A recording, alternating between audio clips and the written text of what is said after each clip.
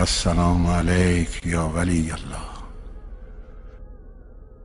السلام علیک یا نور اللہ فی ظلمات الارض یا علی ابن موسی الرضا علیہ السلام۔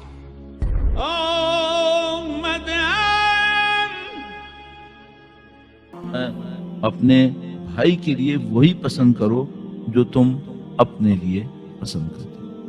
اچھا، اس کا ترجمہ کیا ہوگا، یعنی تشریح کیا ہوگی؟ اس کی تشریح چیزوں میں نہیں ہے، چیزیں بھی چلیں گی، اس کی تشریح ہے بیہیویئر میں۔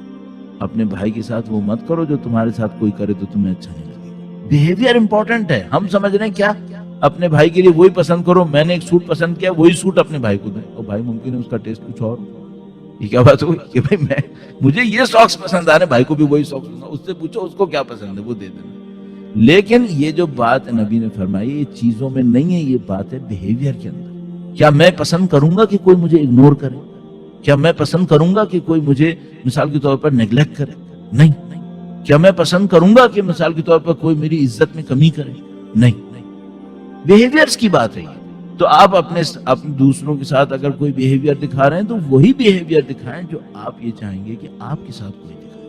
بیہیویئر کو کنٹرول کرنا چاہیے۔ اور مجھے ایک بات پتا ہے، سادہ سی بات پتا ہے کہ اگر ہم لوگ اس ایک قول پر عمل کرنے پر آ گئے، یہ سمجھ لیجیے کہ اسکیل تو نہیں بنا پاؤں گا لیکن 70-80% خاندانی جھگڑے تو ویسے ہی ختم ہو جائیں گے، کیونکہ خاندانی جھگڑوں کی جو زیادہ تر بنیاد ہوتی ہے وہ بیہیویئر میں کمی ہے۔